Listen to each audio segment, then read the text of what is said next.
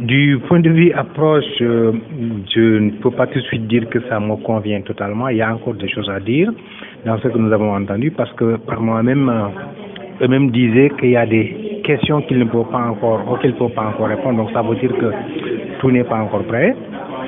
Mais dans l'approche, pour nous, la démarche devrait être une approche participative, inclusive et synergique. Parce que si on veut régler un problème politique, il faut arriver à ce que tous les acteurs politiques qui interviennent sur la question se mettent ensemble par moment, se parlent et échangent des expériences de bonnes pratiques pour les mettre au profit de résultats probants.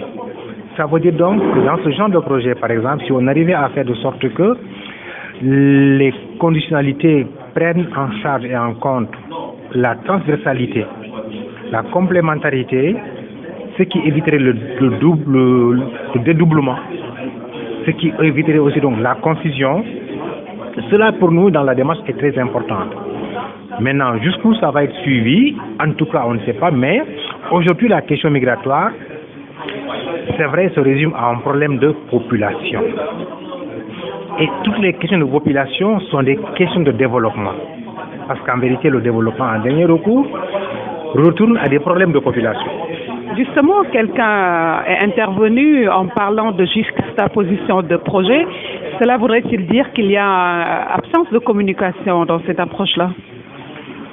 Oui, si l'approche ne prend pas en compte ces aspects-là, il y aura un manque de communication, de concertation. Et c'est pourquoi nous pensons que l'idéal serait d'ailleurs qu'après cette réunion-là, qu'il y ait une réunion nationale de concertation pour avoir une démarche, pour avoir une approche qui permet d'être complémentaire.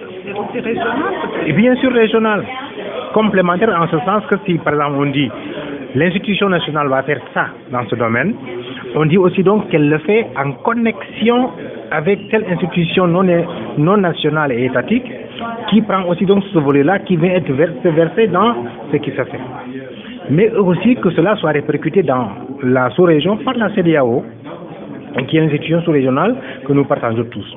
Cette démarche peut permettre éventuellement d'être beaucoup plus efficient dans les fonds et beaucoup plus efficace aussi dans les résultats auxquels nous devions arriver. Avez-vous déjà des idées de projets? Oui, nous pensons au niveau de la plateforme MED Afrique, et qui a aussi une plateforme nationale, qu'il faut déjà donc travailler d'une façon synergique sur le protocole de la CEDEAO, sa vulgarisation, sa traduction dans nos langues, son usage par les journalistes, par les communicateurs et par les artistes, de sorte que tous les usagers de l'espace CEDEAO comprennent qu'il y a quelque chose qui régit leur droit à la liberté à la circulation. Deuxièmement aussi, que cela soit mis en connexion avec la défense de la traite des personnes ou des êtres humains, qui est une réalité sous différentes formes en Afrique de l'Ouest et en Afrique en général.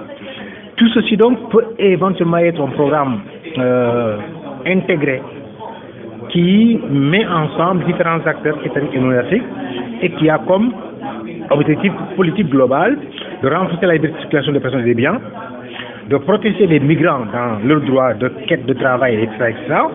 et pourquoi pas donc de consolider maintenant l'intégration africaine avec la CEDEAO.